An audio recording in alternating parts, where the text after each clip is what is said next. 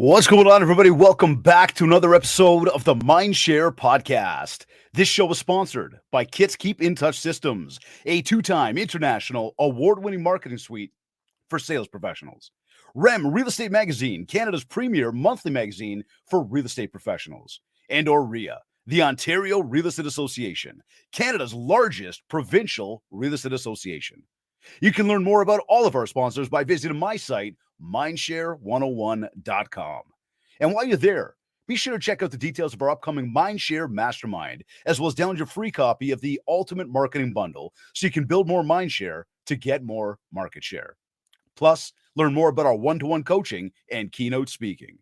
Today's episode is number 284.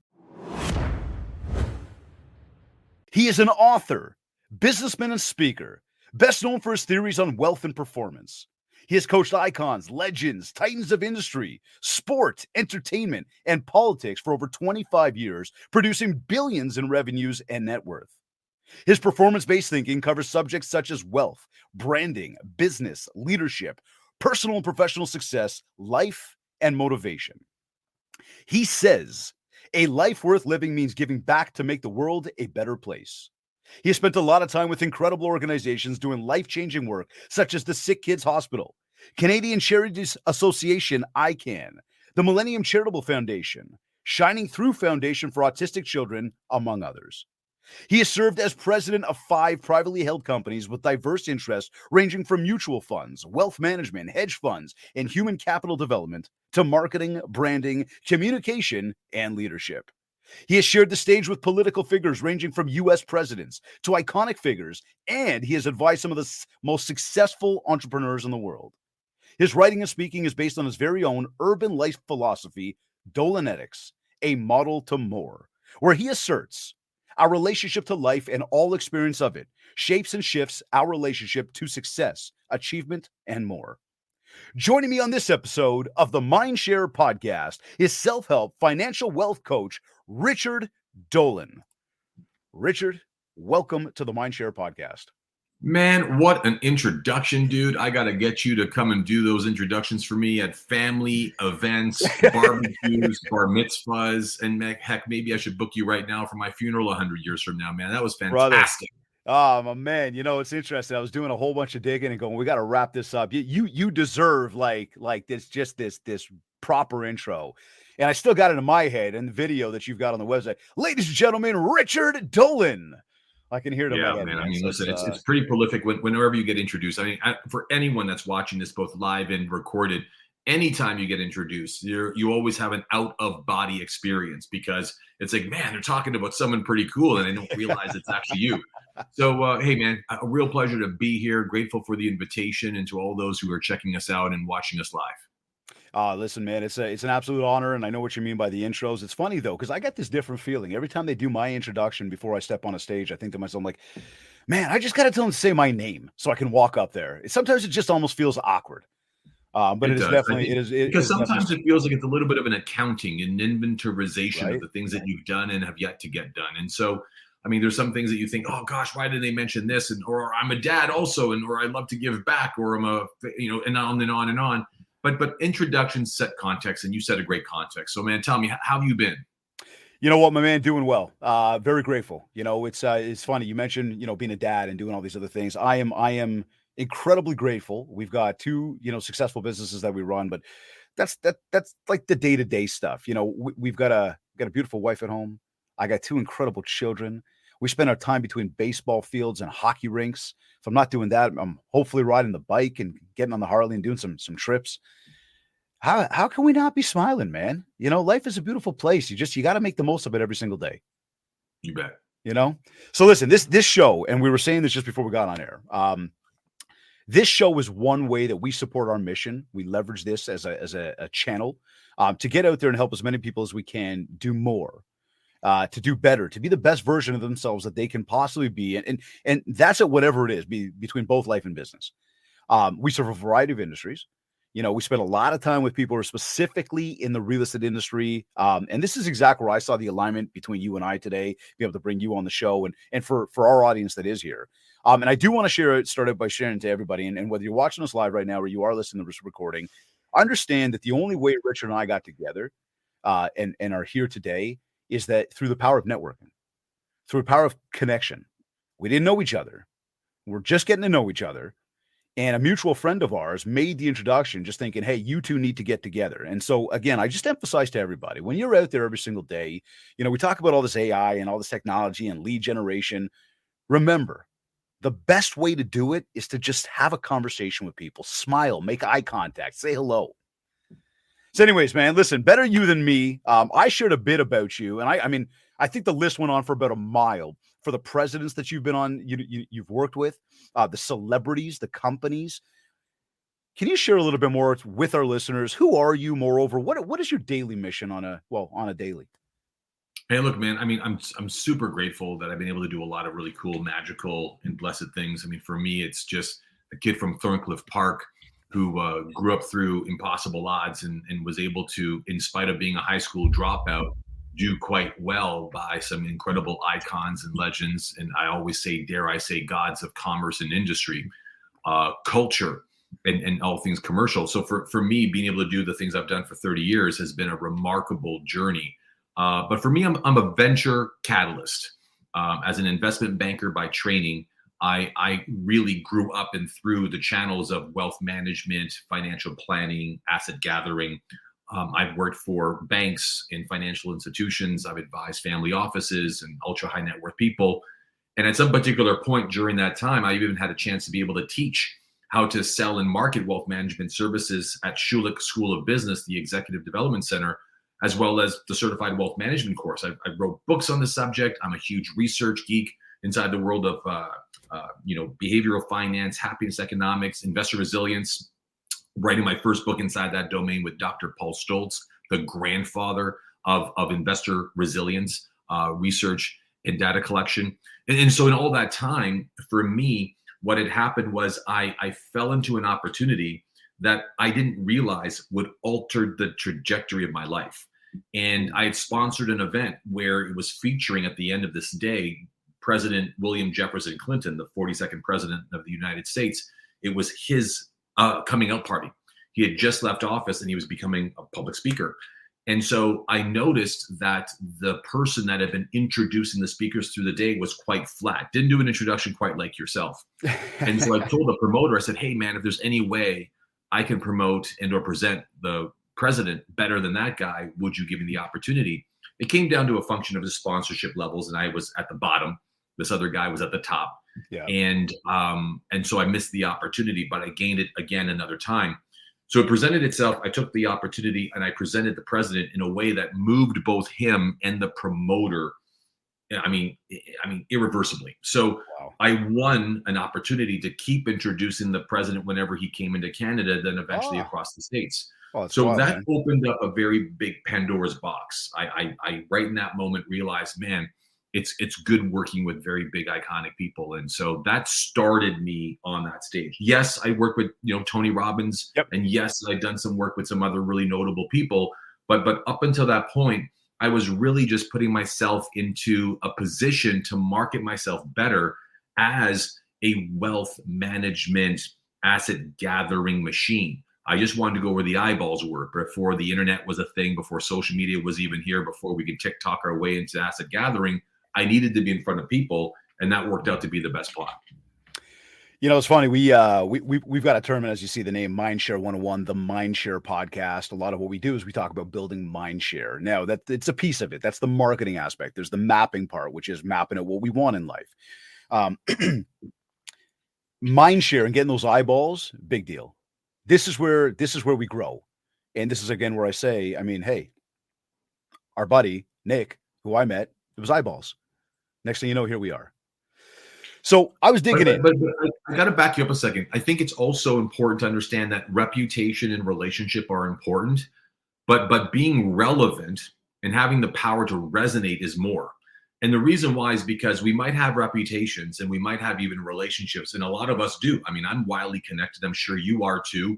And people like the Nicks of the world, as amazing as he is, and I love him to death, and I've known him a long time. He is also. But if Nick didn't believe that what I was doing was relevant, and given who you are and the show you've got wouldn't resonate with us, we wouldn't have been brought together. And a lot of times people just think 100%. because you shake hands, kiss babies, knock on doors, and go to networking events, you'll make business happen. Showing up isn't enough. You can't just go to the gym and think you're going to get in shape. You got to work those machines. They don't work you. And so as a result of that ideology, mind share is about understanding that it's a function of sharing your mind itself with others looking for more. So for me, I just want you to know that I think that's what's important to just put in, is that we both have great reputations and great repertoires, but we also have things that are happening that resonate with each other, but also are relevant for now. It's a great point, man. Yeah, I like the way you coined that. I'm going to have to go back and practice on that one as well, because I'm going to use that, the way, just the mind, the sharing of the minds. It well said, very well said. Now, as we talk about that, one thing I was reading about here was dolanetics. Now, I understand that's a play on words there. But I want to ask you, because I know it is a theory. I know it's something that you've got, that you teach, that you believe in, but I don't fully understand it. So I thought I'd ask you, and for everybody here, what is dolanetics, and how can we leverage that and or apply it on a daily basis for ourselves? Well, I mean, that's a deep conversation. I guess that's a loaded one, right? That's a word. No, it's okay. I mean, look, I've been able to, out of sheer curiosity, having come from a place where I had no easy way out. I didn't come from the Lucky Sperm Club. I wasn't part of the Kosher Nostra. I didn't have the ability to say I was a part of this lucky clan or I was a part of this great gated community. Yep. I had to really, truly create for myself a way up and out of where I began. So for me, I was feverishly obsessed over just what made successful people that way. And so for me, I went on a lifelong journey of not just reading books and attending workshops and going to boot camps and heading off to weekends and going to summits and heading off to conferences. I became obsessed. And thank God I was in an industry that funded that. I was in the financial services space where they were weaponizing sales guys like me. And they were like, hey, you want to hit the road and go learn all they can? Only one condition: come back and teach our people what you learn. Perfect thing for a guy like me. I was a sponge and I was hungry. And the combination worked out. So for me, what I'd been doing, what I'd been codifying the education I was enduring. So I would learn stuff, inventorize what I learned by writing it down and putting it in books, and then codifying it. So being able to write books and being able to codify work like performance, being able to put together stuff like that, which had allowed me to put my work into a publication where now I actually own the IP. So dolanetics is one of dozens of what I would call proprietary tools that I created out of the intellectual storehouse that I've been able to manifest over 3 decades, to say dolanetics, to your question, is all about the understanding of the origination of you. So how did you come to be you? Like, how did you become you? How did I become me? And are those things permanent? Like, am I stuck this way? Am I going to be permanently wired this way to move through life and the trajectory of my experience to it in perpetuity? It was something that was quite puzzling. So dolanetics was really a play on words from the 70s. Dr. Maltz, his award-winning work in cybernetics, which was understanding that we have a condition to perform that if left out of study, you would not know the functional constraints to it. So more simply put, dolanetics was just my way of saying, hey, I'm gonna reverse engineer what I've learned, what cybernetics taught me, but more importantly, the things I've been able to adapt and understand over the past 30 years and put it into my own approach. So dolanetics is an approach to how to unpack yourself, so to repack it better. Kind of like, spring cleaning the garage. Clear it all out, and what's on the curb goes to the garbage. What's on the driveway gets donated or given to mom and dad or your brother and sister. And then whatever's really the things you really absolutely need go back in the garage once you cleaned it all out. So dolanetics performs spring cleaning for human beings. It's a matter of being able to unpack who you are, so to in fact reset what you want to be from an existential ontological level, which is all about like how you're experienced out here and how you tick inside here. I love the comparison there to cleaning out the garage and repacking it. Totally get that. I was last week on stage at Realtor Quest, Toronto Regional Real Estate Board's big conference and trade show that they do once a year. It's massive. There's about 12,000 people to walk through the doors. and I was presenting on a topic called Your Blueprint for Success. And so much of it is about how we're wired and the habits that we carry with us. And why did something become a habit versus how do we get rid of that habit or change a habit or get ourselves to that place that we ultimately want to be? And it really does come back down to, and as you say, dolanetics, so much of that.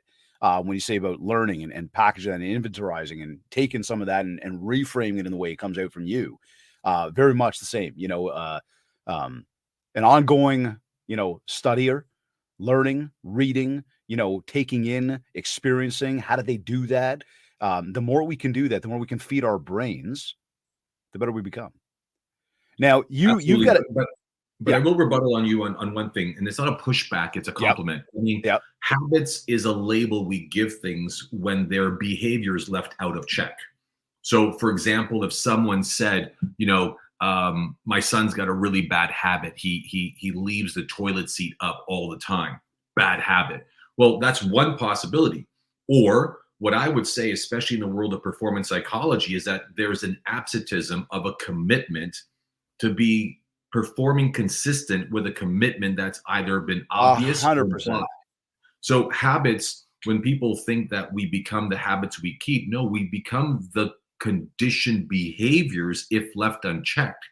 So really what we are is a consortium of either commitments, absentism of commitments, or broken commitments in motion. And habits is just one way we actually relate to something, to give it a story as if it's something like cyclical that needs to be broken, conditioned, or removed, when they're choices. So I'll say it a different way. If I told you had a bad habit of touching the oven when it's on, you think to yourself, okay, I've got to break that habit. But if I turned it up to the highest temperature possible and you were to touch that stove when it was scalding hot, I promise you'd break the habit of touching that oven ever again. In fact, you probably would never even touch a cold oven ever again because you'd have a fear of That's my point.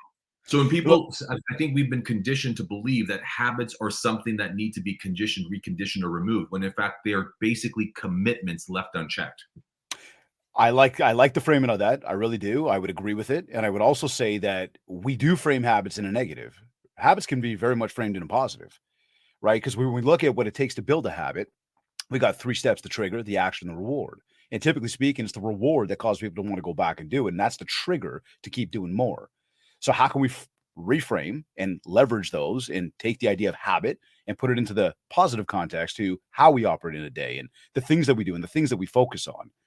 Well, first of all, you're overcomplicating something that could be quite simple. I've won 3 NBA championship rings, and I know that. Well, I was going to ask you about that. Like, you're not a basketball player. Why have you been gifted 3 NBA championship rings? But before I tell you why, let me just reference why I've referenced it. The reality is that when I look at a basketball player, they are not a collection of habits. They're only a demonstration of performance. Principles and mechanisms that are only built to do one thing, and that's win. All they are happy about is winning, and rightfully so. So for me to understand where habits are formed, it all starts in the mind. Back to your context of why we're talking about this. At the end of the day, we're only surviving machines. We're not built to win. We're not built to, in fact, even be happy. We're only built to do one thing. Our brains perfected only one act, my friend, over 3 million years of existence, and that's to survive. Nothing else. Not to love, not to be connected, not to be in community, not to be in conversation, not even to be motivated. It's only built to do one thing. And anything that contradicts or implies a conflict, crisis, or uncertainty to your survival, your brain kicks in and says, we're under threat.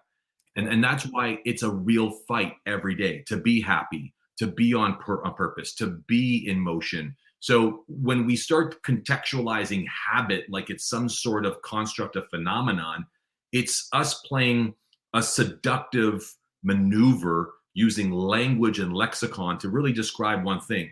You're not up to something great. If you're up to something great, your habits are like truly wind in the breeze. It's irrelevant. So when I watch top peak performers, whether they're Olympic athletes, whether they're NBA champions, whether it's Drake at the top of his game, whether it's Mike Tyson re-entering a ring at 54, when they focus on what they are having, they are not their habits. Habits are really the representation of a collection of excuses and stories and drama that we've contextualized just to simply live with it and live mediocrely at best. So when you start to study peak performers at the top of their game, whether it's billionaires, titans of industry, or icons of sport and culture, you'll start noticing that the separation is they'll never say they've got habits. None of them do. The top performers. Well, would you suggest that the reason that they became a top performer was because they were doing the right things on a daily? They were going out, they were putting in the effort, they were putting in the work, they knew what had to happen. There was consistency. There was a dedication to the process. Well, hold on. Look at the words that you're using. I mean, those are all words to describe the extension of someone's commitment in action. Absolutely. So yes, discipline, and yes, hard work. And you've got kids who are sports active. I mean, I've got a son who performs for the Nike Signature Elite League. He's a basketball player. So I watch what he has to do to be in that part of sport. But I also recognize when he's not consistently in alignment with the behaviors and the choices and the decisions that will put him consistently in that 1%. And I got to tell you, most of the time being a dad, part-time coach to him, is he's not in alignment to that. So it's always a matter of making sure that we're in check. So left to our own devices, I mean, the reality is this, and let's not slice this too hard. I mean, the reality is that we've I think for me, I have a little bit of an allergic reaction to the word habit, because it sounds like it. Habit is we're not a habit, and there's no such thing there. If you have a bad habit, then you're basically creating a bad conversation to excuse bad behavior, and you're calling it a habit. So good performers and peak performers don't have good habits. They have great commitments. They have an intentional life. They have rules, boundaries, discipline. They put in the work. Yes, they do all that, but the word habit doesn't show up. The word habit is only a mechanism of excuse to pardon yourself from actually being an actor in peak performance. See, and I look at that a little differently when it comes to the habit of, if you build out the right habits, and we talk about the dedication and the discipline, and it's to what? Hold on a second. So is going to the gym a habit? Pardon me? Could going to the gym be a habit? Going to the gym could be absolutely. Going to the gym's a habit. Why? Let me explain why. I go there. I have a good workout. So there's the action. I then get the reward and I feel good. So now I want to go back. Now there's definitely those days where you sit back and go, man, I don't know if I want to go today. I don't know if I want to work hard today. Yet the discipline to the process, and really, again, that commitment to what it is that we want at the end of the day. So here's what I share. Yeah. What I stress is that people have got to stop philosophizing on things and just start with one place, the dictionary. The dictionary is a great place to start an intellectual conversation about what anyone would be debating or conversing about. So I've taken the liberty of going to Oxford Dictionary.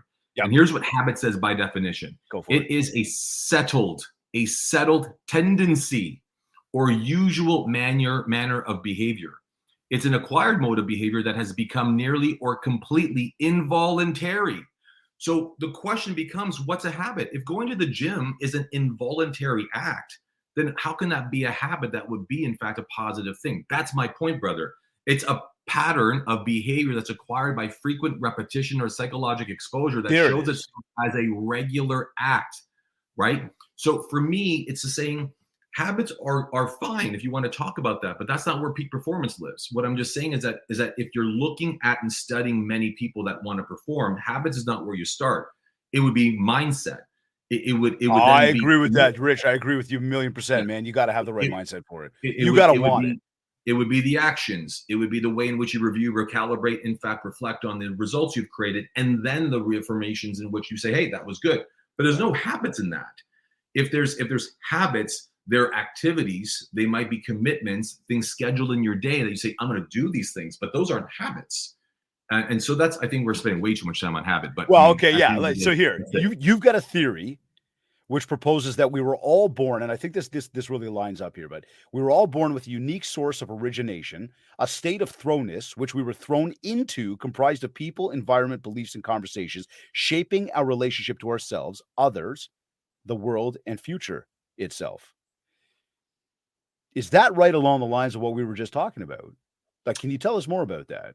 I mean, it could be. I mean, what you're referring to is the epicenter of the definition of what gave you who you are. So what I'll call your state of origination, like where you started from, is actually born in Martin Heidegger's philosophy, the German philosopher who said that the state of thrownness is the thing that you, in fact, had no say in. So in other words, I was born into a world where I had no say on the color of my skin, the height I got, the language I speak, the conversations around me, the DNA pool I come from, all the disposition I have, all the beliefs, the religion, the education, the neighborhood, the environment I had, all that was what we call a state of thrownness. No different from a child being born in Ukraine right now, has no say in the matter that they're blonde-haired, blue-eyed, but born into a state of war. They have no say in the language they speak, how they grow up, how they might starve, or how they're in danger. They have no say in the matter. So what I'm saying is that how you started isn't how you finish. How you started is, in fact, the baseline of your default position, so that if you don't cause and create what comes next, you are only going to be but a template of the past, of where you came from. That's why if you study our own lineage, if you go back and look at your parents and your parents' parents and your parents' parents' parents, you'll notice that from generation to generation, there wasn't a lot of deviation of style, culture, values, views, opinions, conversation, tonality. They're almost very similar. They compounded one another.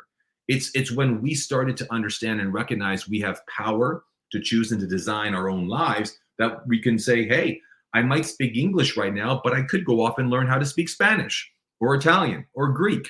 Or I'm a Greek person, but I can go speak, English, and on and on. My father was a cop. My grandfather was a cop, and therefore I'm a cop. Or I could go and be, a florist, right, or an actor or a musician. So the power of evolution. It's the power of choice. Right. Which is an element of evolution. Like evolution just doesn't happen to us. You've got to choose to evolve. Absolutely. That's right. And so as a result, that's what you're touching on right now. Right. When you start to pull apart the thesis of dolanetics. Dolanetics is a very large construct, and it's all about handling one major challenge people have, which is what stops you. We can get to that next if you want. But on the outside of it, the what stops us really does stop us. Okay, so yeah, let's go there for a minute then. Listen, I mean, if people got stuck, stopped, or stalled in anything they were pursuing or want more of, you got to step back and ask yourself, what's stopping you? Right. What's stopping you from pushing on or pushing the boundaries or being uncomfortable or going into the unknown? Well, first, we already know that our brains are only wired to be safe, to survive. Survival. Yep. So if you understand that the brain is wired to do that, the question becomes, well, what mental constructs, here it comes, that's in the mind that really jump out of you and says, hold on a second, do you really think this is a smart idea? Well, hold on a second, do we really know everything we need to know before we proceed? Or if you do this, what if you don't know it perfectly? Like, we could look stupid here. Maybe even I was going to say the fear of the unknown, right? Fear is that massive driver. That's right. So there's what I've come to call the three keepers. There's three keepers that live within the subconscious mind. That is a part of what keeps you safe. These three keepers were born out of adversity, out of crisis, out of upset during your entire childhood into your adolescent years, where you became the person you became because and thanks to the keepers. Yep. And those three keepers are as follows. We call them Jeff, the keeper of judgment, the keeper of ego, and the keeper of fear. So any one of those keepers are really, in fact, guards. They're standing at the gates of your home. That the minute judgment steps into your world, it says halt right there. Or the minute ego steps in and starts to rob you of your attention and focus, it says stop right there. Or fear. The minute fear starts to seep in, your keeper is right there saying, hey, it's okay, we'll back up. We don't need to deal with this fear right now. So the keepers, when activated, keep you safe, keep you small, keep you insignificant, but it keeps you stuck. It keeps you lacking success, and it doesn't have you forging ahead. So oftentimes when I've noticed that in working with people who are entrepreneurs or athletes or performers of some kind, the keepers are always in the throes. Now, people might say, well, hold on a second. Do I then get rid of my keepers? No, they're good. It's just they can't control you. They can't be the ones who are calling the shots in the way in which you live. So the keepers are built to keep you safe, keep you conscious, keep you aware, but it shouldn't keep you small and it shouldn't keep you where you are. If you want to grow, you've got to notice the moment they creep up, you got to be able to distinguish them. So that begins the real journey, the awareness journey, the self-accountability journey to say, oh, okay, well, I want to go make 5 times more money, or I want to grow my business by 10x, as my dear friend Grant Cardone would say. Or as soon as you say that, something's going to bubble up. And whatever's bubbling up is the very keeper you got to deal with. Well, hold on a second. What would your wife say? There comes the keeper of judgment. Or hold on a second. What if you don't get this right? What if you don't shine as bright? Well, there's the keeper of ego. Or what if we get it wrong? What if we fail? What if we lose everything you're putting at risk? There comes the keeper of fear. What if you just fail? So all of a sudden, those justifications that play in real time inside your mind is the one thing that holds you back. And we all have one of the three that's the strongest. It keeps you intact but stuck the most. We all have them. I have them. You have them. We all have them. And at different times and at different stages in your life, one will be stronger than others, but all three are not always pertinent. They're not always working together at the same time. Rich, is there a way then, and I love what you're saying here, is there a way for any of us to be able to analyze our own situations, maybe in current state right now, to say, which one is it for me? And then what could I do about that? Yeah, it's inventorizing what stops you. I mean, that's largely why. Let's start to be conscious about that. Well, I mean, at the end of the day, the only way you're able to be self-conscious of it is if you're actually up to something. This is why probably I had an allergic reaction to habit, because the term doesn't belong in conversation around performance, which I stand for. I mean, as a performance advisor to members of F1, NFL, MLB, and in some contact sports, I know that there's a handful of terms we just don't talk about ever, and that's one of them. And it's because it's one of those terms that don't belong in peak performance. I want you to write something down if you're writing anything down at all. You see, when it comes to understanding high performance, it's a function of having low tolerances. When you have low tolerance, you have high performance. But when you have low performance, it's likely because you have high tolerances. You put up with shit. You're okay with people being late. You're okay with a little bit of a mess in that. You're okay with, being mediocre and having it average. That I get. Yep. And it being low key. So if I ask my son to give me, 10 great free throws and he misses one, it's like we try again. Why? Low tolerance, high performance. And it's a function of understanding where you want your relationship to be with outcomes. If people say, but that sounds pretty harsh, that's okay. Then you're not going to end up getting at the source of what drives results. You're going to only always be an observer of them. So, okay, now I'm going to go backwards because we talked about this thrownness and being thrown into, and oftentimes you cannot control that. Now, again, doing some digging here before we got here today, I learned that you left home at a young age. You left high school, which obviously was a young age. You got in the working world pretty quickly. And at a time, from what I learned, you were making 300 cold calls a day when you first started your career.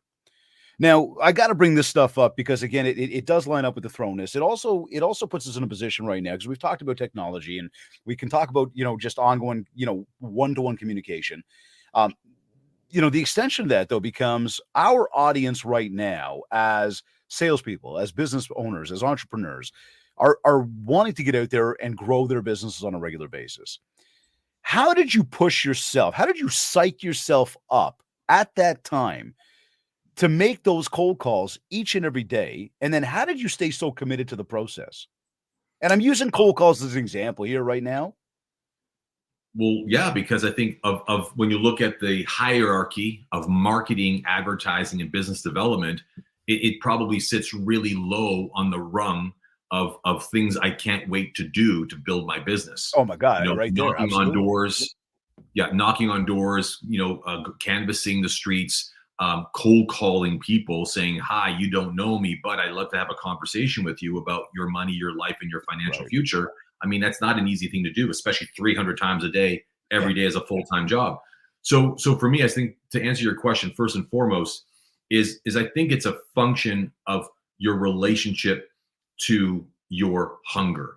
And if you're literally hungry, if you've got rent to pay because you're just a day away from being thrown out and your fridge is constantly empty and you don't know where your next dollar is coming from, you have a different drive.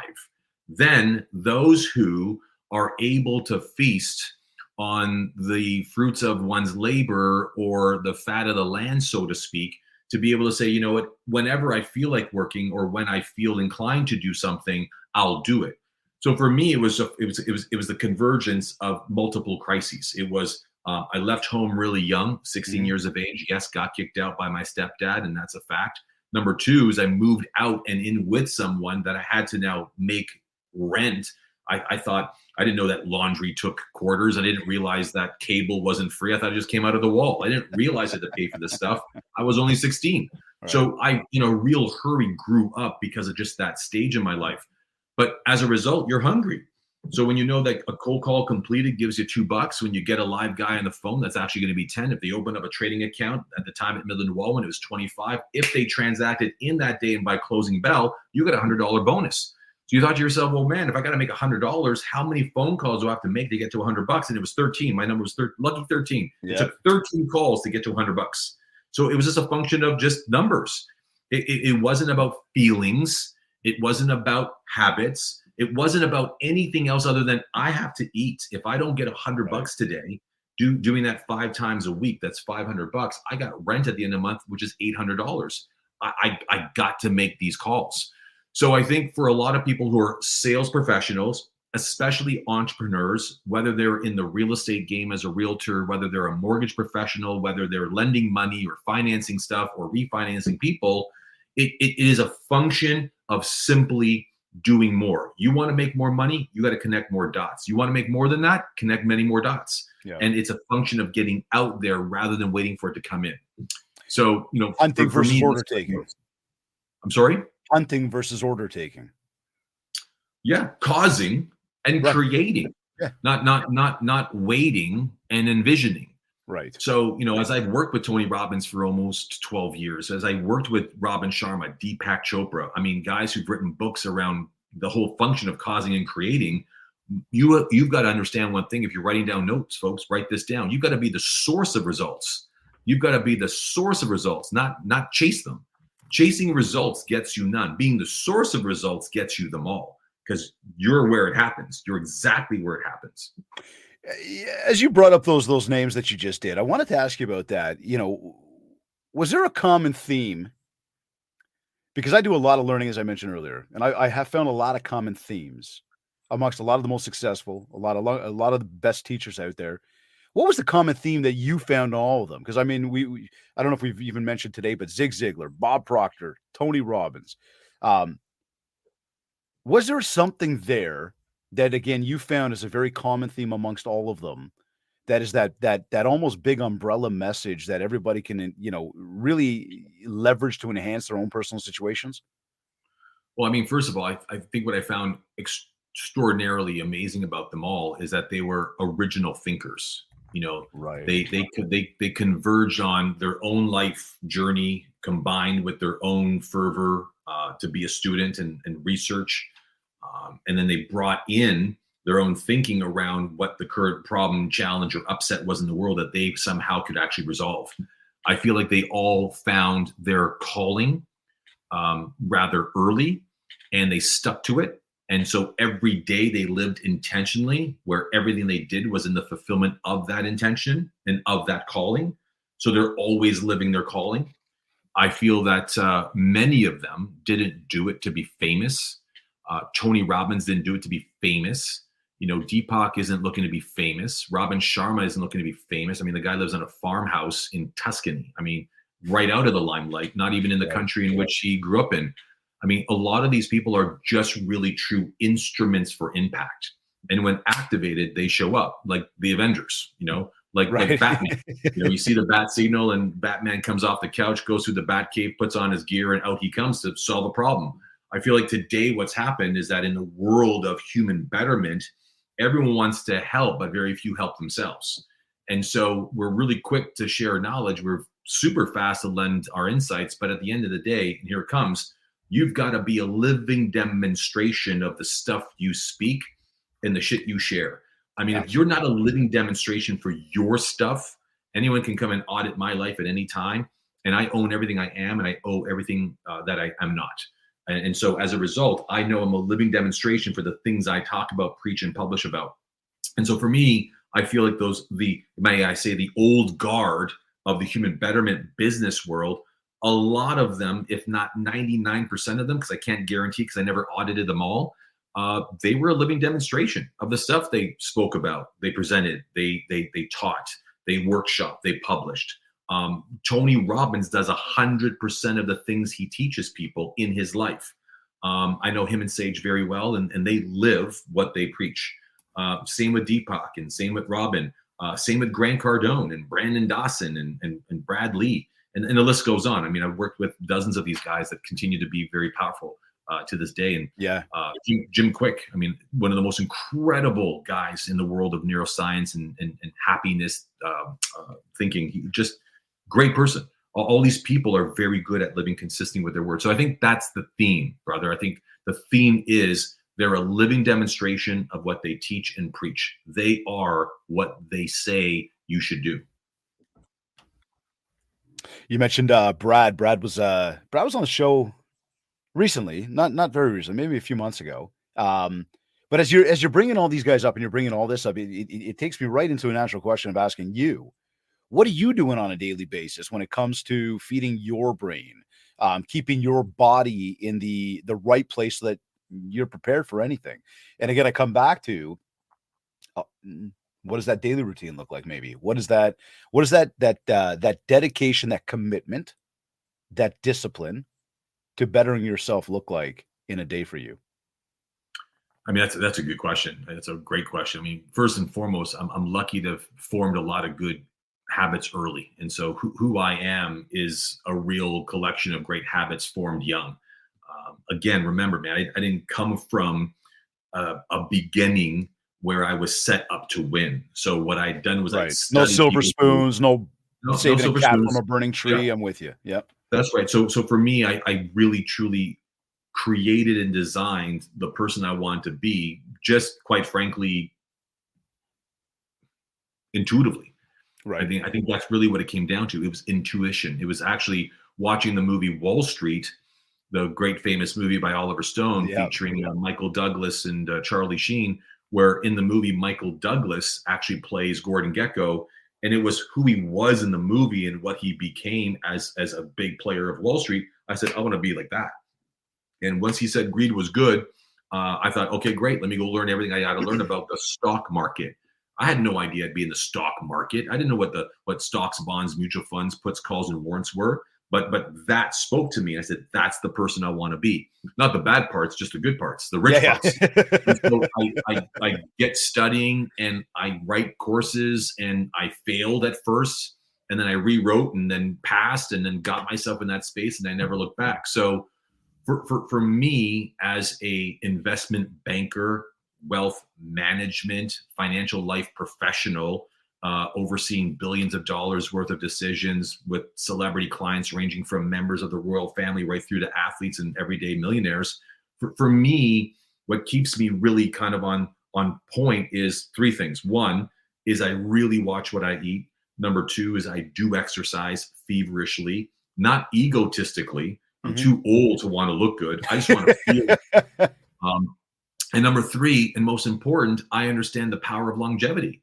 I understand the importance of skincare and rest and sun exposure and digestion and aging elements and understanding recovery and resilience and such. And it might be because of my exposure to the NBA. I'm very close with Mike Mancius. I thought I had his book here somewhere. It's actually on the other side of my office. But if I showed it to you, he just got his book just released today. It's called Game Plan. LeBron wrote the foreword. I'm so proud of my brother. This is the guy who was the chief performance advisor to LeBron James for 21 seasons and just wrote the book that talks about exactly what he's doing. But why I'm telling you that is because exposed to things like what Mike and his modalities do to help a LeBron James perform and watching what a Tom Brady does to perform and to see what some of these peak athletes like Lewis Hamilton does to perform, F1 driver, I emulate some of those things. So I have recovery machines in my home. I have infrared saunas. I understand cold bath and plunges. I understand insulin level management. I understand intermittent fasting. And again, I'm not doing any of that to look good. I'm doing all of that to last long, right? To Yeah, last no, I long. got you. And that's, Well, and because that's it affects the mind, the body, and the soul, right? well, you got it. I mean, when I was young, I was working out and doing stupid things and drinking raw eggs and mixing crappy protein powders that never ever quite dissolved just to look good, just to get big. But you fast forward and now I'm well into my midlife arena. It's like, I don't need to look good. I just want to feel great. Yeah. And if looking good comes and that's better, that's great. That's a bonus. But let me just make sure I feel good. Let me make sure that I'm feeling centered and I've got my strength and I got my core and I can perform. I can speak as I do and lead programs as I do and travel the world as I do and work with my clients when I have to and not come off planes jet lagged and upside down and needing weeks to recover. Well, tell me this though, like seriously, look, for the short little time that I know you and I've done a little bit of digging, there's a jet setter over there. Like you're running from place to place. You're with a lot of different people on a regular basis. Are you a time blocker? Are you a scheduler? Are you a planner? 100%. Yeah, absolutely. I'm a time blocker. I mean, if you want to see the quality of one's life, look at their calendar and the way they manage it. I mean, that's a big indicator. If you looked at my clock and you looked at how I'm managing myself and how I actually inventorize my time and what I make time for, you'll see that things are blocked off. I mean, from the minute I get up to the things I have to do before I start my day, for me, I know that for me to function at peak performance, I got to really manage my time. So I treat every 15 minutes in those intervals very, very sacredly. That's important. I also have a business where, I have an office in Toronto. I have an office in Vancouver. I have an office in New York, an office in Los Angeles and Miami and London. And then for me, I have partners in those cities that I'm able to work with. So they emulate and imitate much of what I do in my home base of Toronto. If I'm anywhere else in the world, more often than not, is likely New York. But for that, I've got people that do things in other places. So understanding that you can't do it all is a very good admission to have that early in your business. As a realtor, as a mortgage lender, as anyone in that business, in order to scale and dominate, you've got to move out of your own way. And that's super important. So okay, what would you say to anybody who hasn't got the discipline then to prepare to plan ahead, but instead sort of, I just fly by the seat of my pants in a day? I think it's a determination, brother. I don't know if it's about the discipline. I wouldn't get that far that fast. I mean, I used to be the president of the Real Estate Investment Network. We ran 35,000 members representing over $5 billion in real estate acquisitions. Mm-hmm. I ran that company for over 10 years with my dear friend and partner, who's now the CEO of that company, Patrick Francie. And I'll tell you something, the people who were able to scale great portfolios were the ones who weren't taking things personally. It wasn't about them. It wasn't about their brand. It wasn't about their vector or image. It was about making one thing work, and that's more. Making more money, generating revenue, increasing values. And so when you remove that part from the conversation, when you're in business, it shouldn't be your personality. When you're in business, making more is not a function of more fame or a function of more celebrity. It's a function of increasing the bottom line, increasing valuation, watching your margins, and having an exit ability. So I found that whether I coached real estate investors for a period of time or realtors or mortgage professionals, for me, I started recognizing that for those who are really stuck and attached to just doing it all on their own, there will be an imminent and inescapable burnout, not just professionally and personally, but also financially, because there's only so much you can do. Yeah. And here's another phenomenon. The older we get, the less we want to do, because you want to hang out with your kids. Of course. You want to go see your kids play on the diamond, on the pitch, or on the rink. You want to be there for the tournaments and the playouts and such. You want to be there with your wife and enjoy her company and the company of each other. You don't want to work harder as we grow older. We want to work less. Right. So a function of scale is in direct correlation to the science of scaling. So the first maneuver is you've got to emulate. You've got to replicate yourself. And how do you do that? You use systems like the ones that you guys have got. You start leaning into intelligence that realtor associations like the one who sponsors the show and what they're telling you to do, and listen and lean in. You've got to start scaling smartly and swiftly, not eventually and as a reaction to something that's gone wrong or upside down.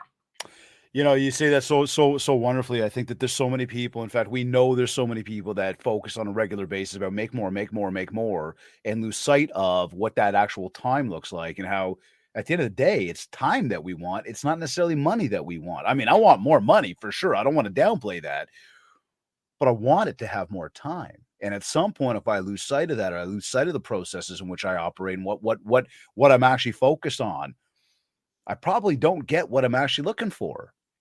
Now that's part of the roller coaster of life, right? And I would ask you that when life would throw you, Richard Dolan, a roadblock, a challenge, when something gets you so down, so thrown off your game, how do you get back into go mode? Well, I mean, at the end of the day, it's really a function of just what you make it mean. I mean, we are, as my dear friend Werner Erhard would say, we are all meaning making machines. Something happens, you label it. Something goes wrong, you label it. You know, something doesn't go the way you want it, you interpret it and you create a story out of it. Again, another reason why habits is a title of a story that's been told. So for me, and a big part of my performance coaching portfolio, which has really shrunk over the years as I've been focusing on other things, what I came to respect and appreciate is the moment a challenge, crisis, or upset hits, the moment it strikes, it's kind of like what the book of I Ching says, is that the event is irrelevant, but the response is everything.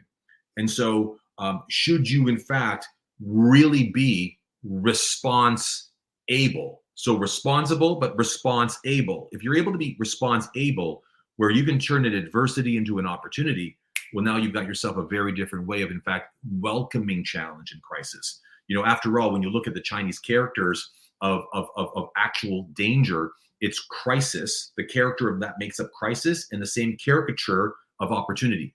So actually opportunity, the word opportunity lives inside the term danger in Chinese. It's crisis and opportunity. That is danger. So it lives even in language, that whenever there's a challenge, upset, crisis, and or something that really slows you down or bums you out, lean in and listen. There's something in there for you. And if you don't, if you deflect it, if you step away from it, if you ignore it, or if you belittle it, all you've done is shrunk the greatest learning opportunity that you can probably get. My man.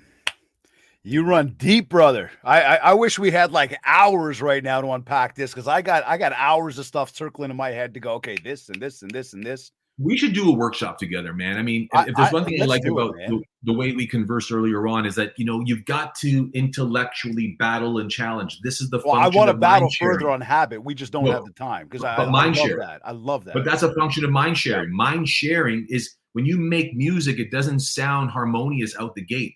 When you create music, you're going to hear a lot of tunes that aren't even in tune with the synchronicity of the harmony. But in order to create symphony, you've got to bring that music together. And you're doing it, brother, with Mindshare. Mindshare is about creating symphony with intellectual thinking, thoughts, and the machinery behind it. So I think, given what we did here, it's a really good testament to the fact that we can come out the other end smiling and agreeing and aligning that it's all about mind sharing. So let's talk about workshopping something together one day soon. Let's do that. Listen, before we sign off, I got to ask you a real important question here, and this is you know, this one sort of, you know, puts the cherry on top of all our shows. This is the big one. This is the big one, right? And I'm curious to see what your answer is. Okay, because we've asked it. I think this will be 284 times now. How do you know it's the end of the day? Okay, end of the day. You've done everything you had to do today. How do you know it's been a successful day for you? That's a great question. I love this question. I've never been asked it before, so I'm grateful that you asked it of me.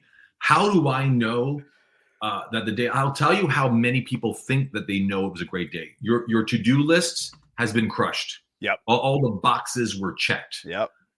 Or there's no more phone calls to be returned, and all the emails, like that email indicator, is now net zero. I mean, you've caught up. You got everything done. The to-do lists have been demolished, and all the things you hope to achieve has now been annihilated. But here's how I know I crushed it, is that there's nothing left in me to ponder, think on, or act for. Where I feel like I've left everything out on the playing field, and there's nothing else for me to do over here. There's nothing else over here that feels like, no, I got one more left in me. Hold on, let me in, let me back in. I got one more left. No, I've left it all in the field, and there's nothing else left for me to do. I'm completely at peace. I have a sense of calm, and quite frankly, in reflecting, I have a sense of reverence and celebration for a day worth having fought for. I love that, bro. You know, it's funny. I for all the times we've asked it, there's not a person that's ever mentioned the word money. And I find that interesting because, and I love the answers. I think they're genuine, they're real, and they're exactly what they should be. And it's just interesting when you get people thinking about it. Nobody comes back and says, I made a bunch of money today. I just think that's enlightening for everybody to really let that sink in. But I'll challenge you on something, and this is just us challenging it together. But you ask an American that? You ask an American that question? I've asked them, I asked Brad that. Brad didn't say money. Actually, I should go back. Well, Brad, he might have said money. Brad may have said money, man. Brad might have been the one guy that said money. We should get you down to Vegas when he and I co-lead a workshop together. I think you'd love our time together. Coming up, bro. Yeah.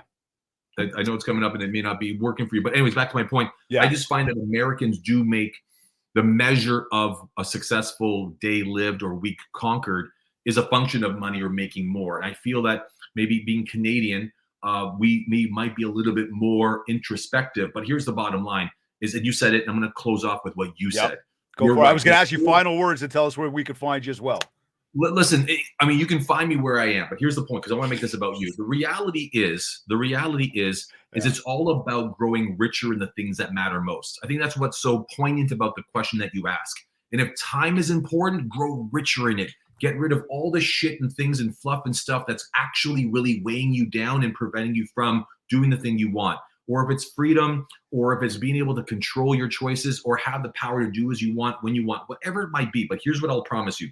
The older you get, the later the stage it goes, and the greater the state of mind you become, you will want to grow richer in the things that matter more to you than ever before, no matter what. So focus there. Grow richer, not in money, not in wealth, but in worth, right? The value you get from and give to life. And so when you do that, everything fits right. And I know that you're on that path, my friend. So congratulations to you and your family for doing just that. Mr. Richard Dolan, I thank you. I am super grateful for the time you spent, the insights today. Like I said, I got hours I want to unpack with you. I got so many questions more. This has been just deep, we'll do it again. Actionable. I look forward to it. I really look forward to it, man. And I'll get you on my show. I'll get you on the Courageous Conversations. I'd love to get you on my show. Rich, I thank you, brother. I thank you very, very much for making the time on the Mindshare podcast today, man. My man, appreciate you, and good luck in all the things that you're doing and doing so damn well at.